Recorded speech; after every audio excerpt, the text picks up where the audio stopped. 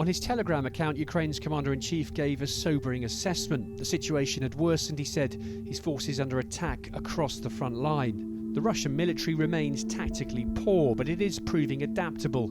So what are they doing differently right now? What lessons has Russia learned? Firstly is their use of air power. They've been quick to seize on Kyiv's dwindling air defence arsenal, and in battles like the one around Chasiv Yar, Su-25s have provided close air support to Russian infantry. Moscow's also using more standoff weapons, including glide bombs.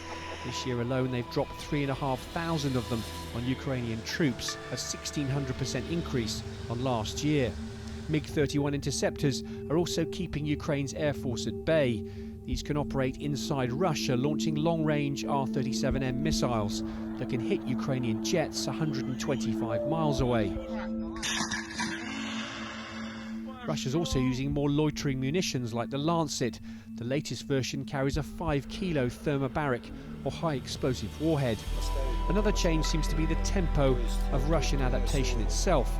Commanders are getting quicker at implementing change. They've created 2 combined arms armies, an aviation corps and 50 other military units since the start of the war. Russia's now able to replace all its battlefield losses, with its factories producing 100 main battle tanks a month. Another area where Russia seems to be adapting is the Black Sea. For the first time in months, it launched Caliber cruise missiles from 2 Kilo-class submarines. The UK MOD says the Russian Navy has improved its port facility at Novorossiysk, 400 kilometres further east than Sevastopol. That's allowing Moscow to redeploy the Black Sea Fleet and use it as a base for missile frigates and submarines. The Russians have also been good at adjusting their electronic warfare. At the start of the war, a Russian cyber attack crippled Ukraine's military communications. Kyiv switched to Elon Musk's Starlink system, which uses thousands of low-powered satellites. Russian jamming equipment proved useless at blocking it, but here too they've learned. Russia now deploys lots of short-range jammers instead, including the RP-377, which it fits to vehicles including BMPs and T-80 tanks. These don't target the satellites, but instead block the Starlink terminals.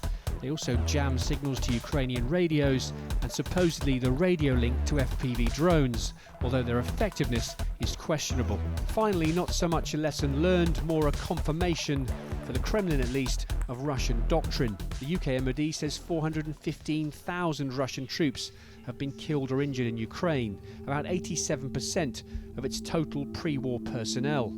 Vladimir Putin's increased the size of the military to 1.3 million. Russia is accepting losses that Ukrainian forces couldn't sustain. And this focus on mass, however costly, has brought gains. The Russians have made attrition work.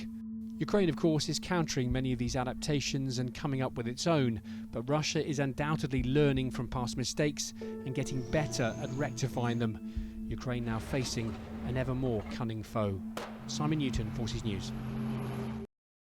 Thanks for watching. For more from Forces News, like and subscribe to our channel.